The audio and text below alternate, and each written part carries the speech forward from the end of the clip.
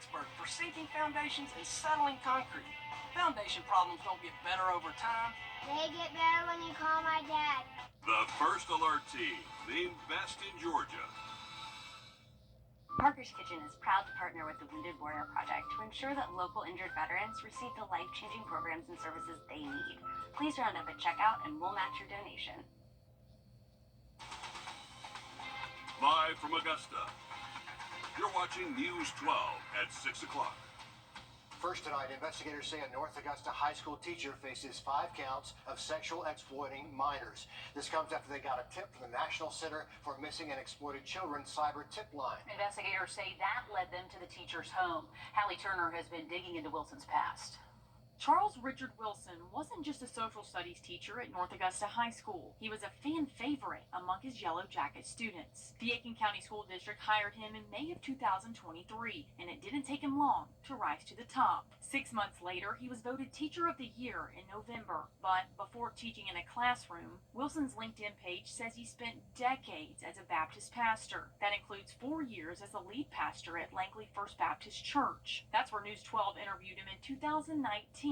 When the church received a new steeple. The first steeple blew off in a storm. New witness and testimony. I think a lot of folks didn't realize how much they noticed the other steeple that was here until it's gone. His LinkedIn account says he did mission work in Kenya and spent 21 years as a lead pastor at Oakwood Baptist Church in Lexington, South Carolina. It's a resume far from the graphic details he's now connected to on search warrants executed at his Aiken home. He faces 5 counts of sexual exploitation of a minor, likely raising question from parents and his former congregation. The search warrants are graphic. We are leaving out the most explicit details. A female child lying on her side with private parts exposed towards the camera, images of other young girls with male hands on parts of their bodies, an image of another female child around the age of 7 on her stomach nude. The search warrants also say they found a photoshopped image of Charles Wilson having sex with a nude female child. A bond of $20,000 has been set, but as of late Thursday, Wilson was still being held at the Aiken County Detention Center.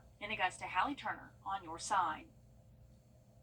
And late this afternoon, the Aiken County School District says Wilson is now on administrative leave. A school spokesperson says Charles Wilson passed professional and criminal background checks before being hired. There were no red flags, and the school district adds there were also no concerns brought to them about Wilson before his arrest. Well, the big weather story today was definitely the heat. We officially hit 90 degrees for the first time all year at Bush Field. 90 to high today, and many spots taking up to 90. Even felt a little bit warmer out there with some humidity making a return. Here's a current look at our SRP Park camera. They're getting the field ready. 7:05 first pitch again against the Cannonballers. Our temperatures are still in the upper 80s and feeling like close to 90. And unfortunately, with more humidity in the air, that means our low temps are going to stay a little bit more muggy heading into tonight. Here's your planner if you are heading out to SRP Park. Temps will be in the 80s at first pitch, will fall through the 70s during game time. And right now we are currently dry, but as we get between, say, 9 p.m. and midnight, we could see a stray shower or thunderstorm pass by, mainly our northern counties, but that could drift down close enough to I-20 for us. Here's what our in-house model is showing. That storm complex does impact the lake and areas around Edgefield, Saluda County once we get past 9 p.m. and then quickly moving out once we get closer to midnight. Heading into tomorrow, the storm chances really into the afternoon after the lunch hour. That's when we're expecting these to be popping up. Much more on this in just about 10 minutes. Riley, thanks very much. The body of a missing woman found at a park during a separate investigation is raising questions. Just 48 hours ago, investigators responded to a shooting off Walton Way that led them to Pendleton King Park, where they found the suspect in that shooting dead. They found them at the park where the missing woman was. So what is the timeline of events leading up to these discoveries? Sydney Hood joins us live from the newsroom to break down what we know about these 2 separate cases. Right, there is no indication whether the cases are related. Now, the park is back open today after it closed briefly Tuesday. Pendleton King Park. It's been around since the 60s. Many come here to walk their dogs, play tennis, or be with family. It's peaceful here. or at least it's supposed to be. On Tuesday, deputies found 2 bodies within hours of each other here, but it all started here at the intersection of Walton Way and Druid Park Avenue. In broad daylight, deputies found LaShonda Wilkerson shot at least 1 time. Witnesses tell us they believe she was driving the white car you see getting towed away. For about an hour, deputies searched for a suspect. Deputies found the suspect's vehicle 2 miles away at Pendleton King Park. Deputies found Michael Brooks dead behind the wheel. The coroner says he apparently shot himself sitting in his car. That was around 2:30 that afternoon. About 3 hours later, the coroner was called back to the park where he found Quanda Ball dead in her car. Deputies say Ball was reported missing 5 days prior. The coroner says she had been dead for at least a couple of days. Pendleton King Park closed for a day, but now the gates are back open. And right now, autopsies are being performed for Wilkerson, Brooks, and Ball. Okay, thanks for breaking that down for us, Sydney. Tonight we're learning more about the impact Ball had in Augusta, an everyday hero, a mentor, a coach, and much more. Meredith Anderson joining us live in the studio to reflect on the positive impact Quanda Ball had on Augusta. Quanda Ball was a nurse dedicating her life to taking care of others, but the same could be said for her career as a basketball coach, too.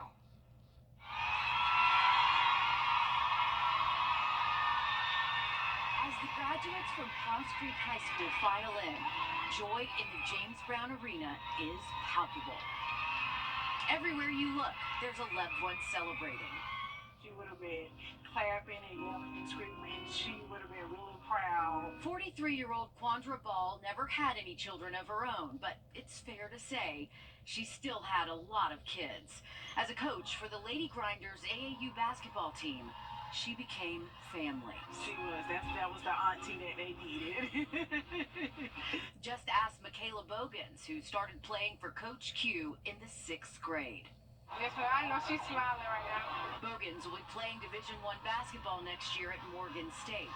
She helped lead Cross Creek to 4 region titles and the Lady Razorbacks' first ever state championship. Coach Q, she meant a lot to me. She was amazing. She told me I could do anything that I put my mind to. She was an inspiration to me. I looked up to her. Ball was quite the baller herself, playing D1 ball for William and Mary. She also helped Richmond Academy become the first Augusta team to ever win a state championship. She's really a good person, a nice person, a good coach, a great coach.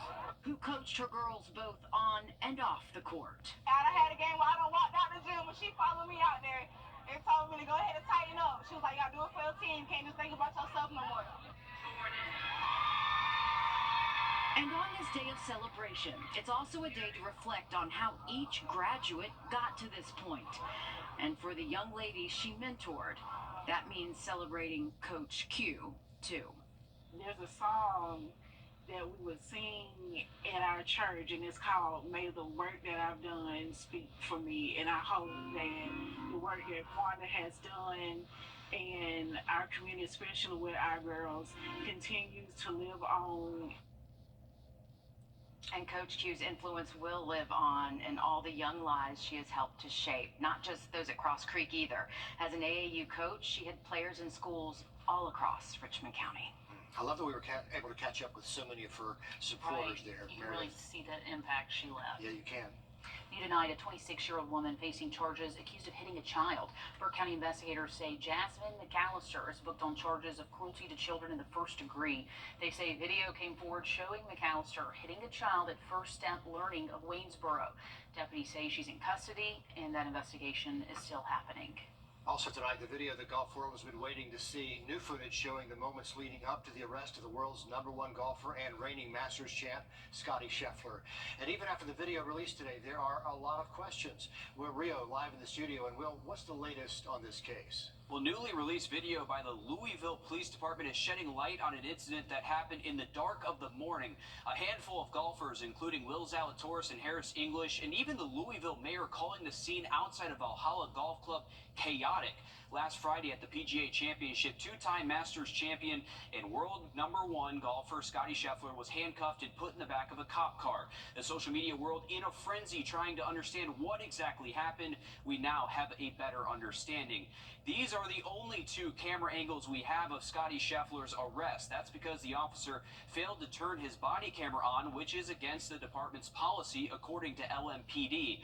On a new report released by the department, traffic was backed up after a shuttle bus struck and killed a volunteer outside of Gate 1 at the golf club. Detective Brian Gillis was assisting with traffic control at 6:02. You can see Scottie Scheffler's car enter the frame at the top left corner of your screen as he tries to enter the golf club. An officer is seen chasing after the car and then also reaching into the vehicle at the same time. Several other officers then show up to help put Scheffler into cuffs. That's when we see him being escorted to a patrol vehicle. Detective Gillis's initial report stated that Scheffler was driving in the opposite lane trying to get around a bus that was stopped out front. That bus was not a part of the accident scene.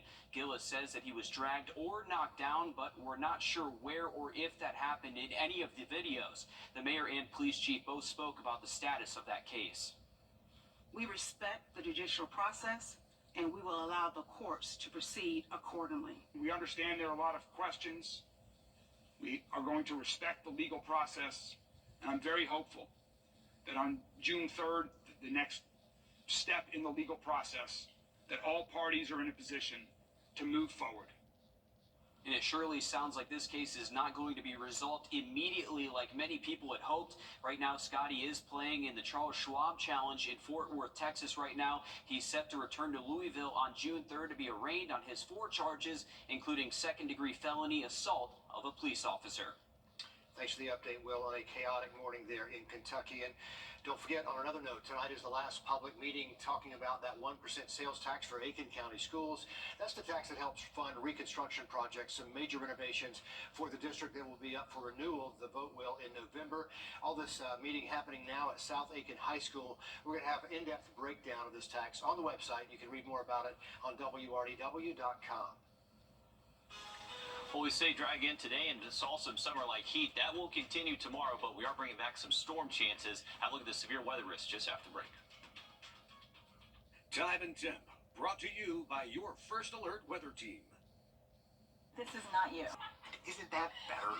Ask your doctor about Dupixent, the most prescribed biologic in asthma.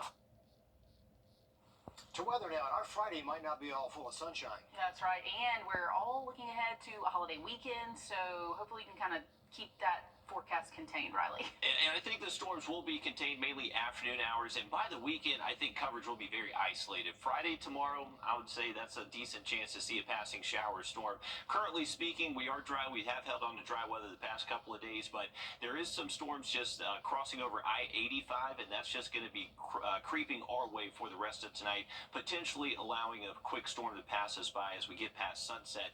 Even some developed cumulus clouds right here, they're starting to get a little bit taller and may even give way to a stray shower thunderstorm out there. So keep in mind, evening plans, I would say the next couple of hours do look dry, but this complex will be getting closer towards us before midnight. I would say between 9 p.m. and midnight. That's going to be the time frame for that wave, and generally favoring the northern CS array. This is going to be for tomorrow. In the morning hours, I would say we're dry, not really expecting storms to show up until we get to afternoon. This is a look between 2 and 3 o'clock. You can see pretty decent coverage of storms starting to bubble up across the area. Heavy rain will be found with these, frequent cloud-to-ground lightning, and the severe concern is maybe we could see some brief strong wind gusts, maybe even a hail risk with some of these storms. Those should come to an end by sunset Friday, looking mostly dry into our Friday night and through the first part of our Saturday morning, and even Saturday afternoon. Not expecting a ton of storms out there, but any storm that does form just has that low severe weather risk, but I definitely wouldn't cancel anything you have planned outside Saturday or Sunday.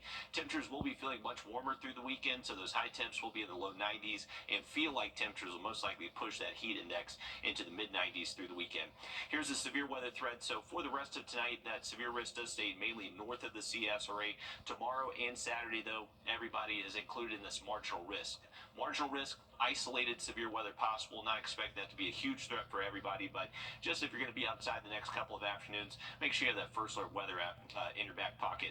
Temps tomorrow morning, waking up in the upper 60s. We'll see those highs get close to 90 again tomorrow, and not expecting too different of conditions for the weekend. Those feel like temperatures Friday should be staying close to 90, but watch what happens as we get Saturday into Sunday. Those feel like temperatures start feeling like 94, potentially up to 95 in a few spots. So it is going to feel like the end of May for our forecast this weekend. 91 degrees Saturday, 92 on Sunday for us here in Augusta. Both mornings we should see low temps near 70 degrees, so it will feel a little bit more muggy outside. Here's your Memorial Day forecast. I would say most of our Monday does trend in the dry direction, but it's going to be the afternoon. Cold front is going to be showing up, and that could kick up a few more storms. High temps do stay just a little bit above average. Once we get past that stormy front Monday, we are expecting drier weather Tuesday through Thursday next week, and temperatures will drop off just a tad. Riley, thanks a lot. Still to come here after 13 years. It is a career change for my good buddy, Laura Warren. Not a goodbye, but see you later, right after the break. First Alert Group.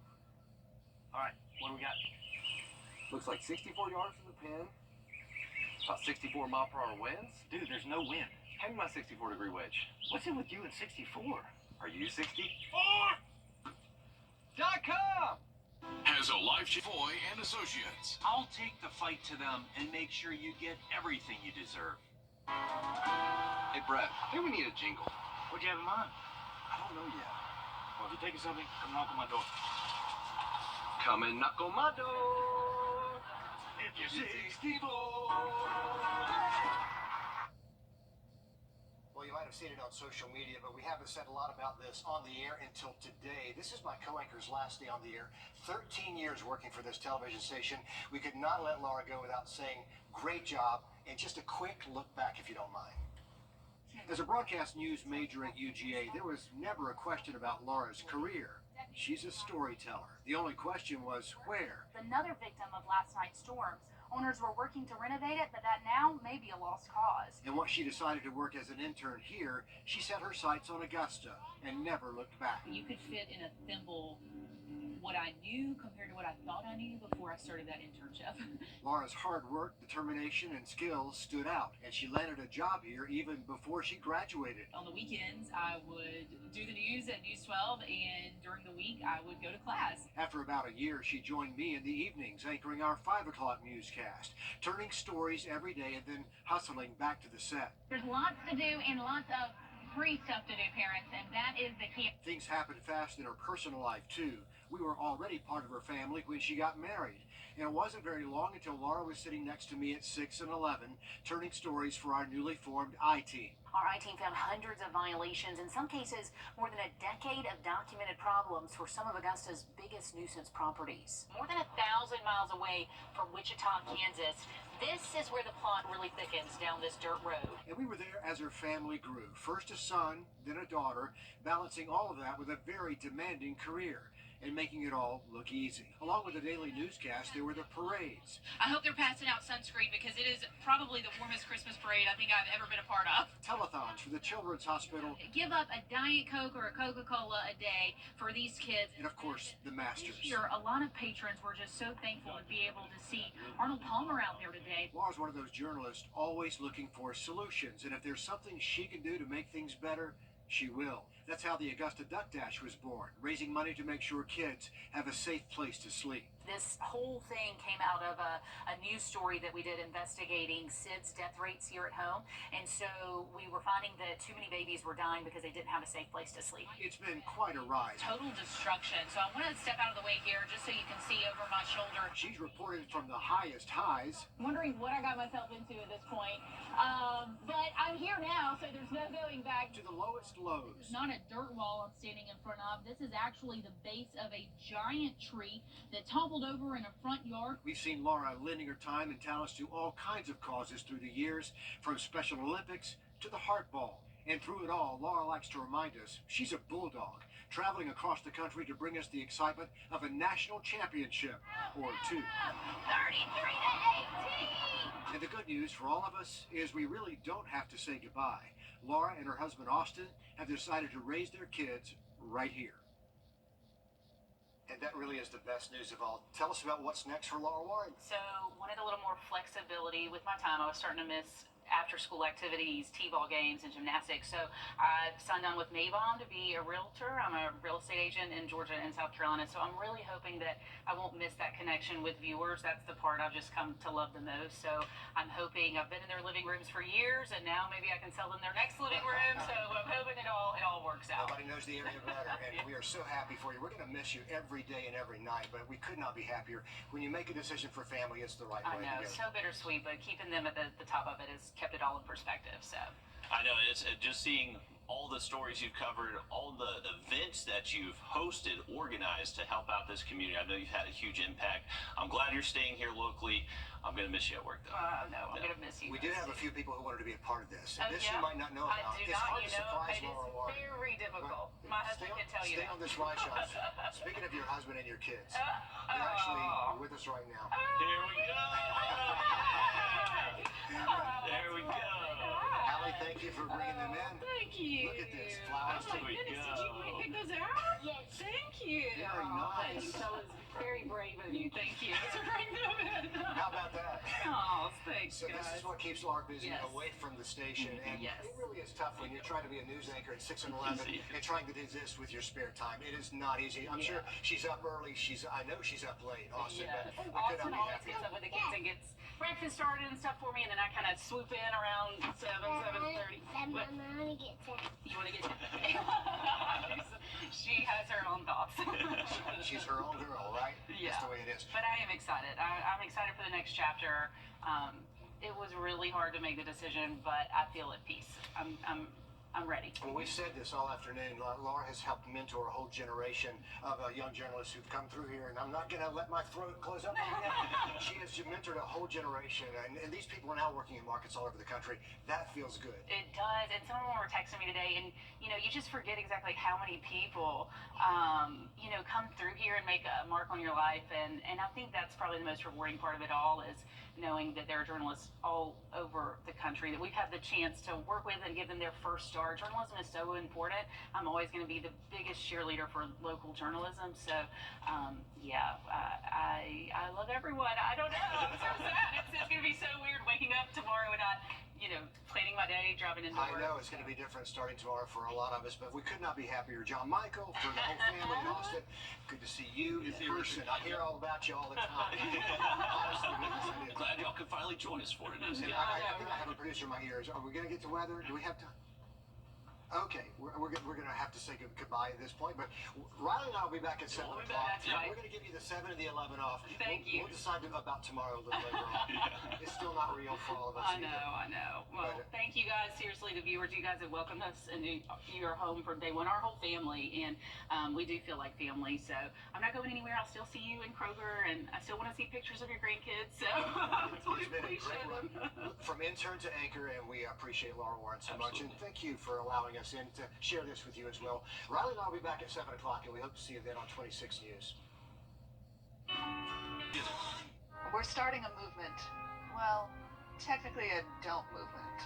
Because we work hard and want to relax hard. It's the Lazy Boy Memorial Day sale. Save on recliners starting from $3.99.